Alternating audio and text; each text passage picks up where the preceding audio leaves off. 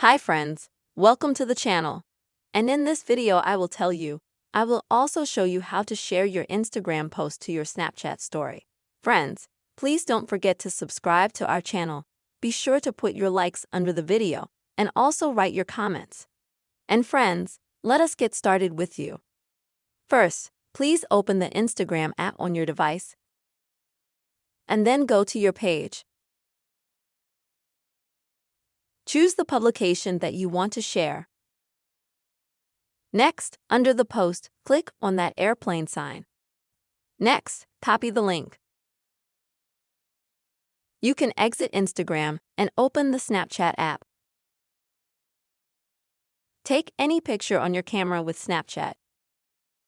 After that, on the right side, click on the paperclip. And click on the link that you will already have on Instagram.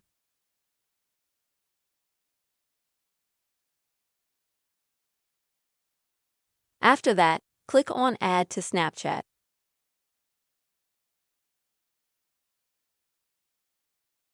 And as you can see, the publish from your Instagram appears. Also, what can you do next? You can somehow enlarge it, shrink it, move it to the location you want. Once you're done editing, just tap on Story.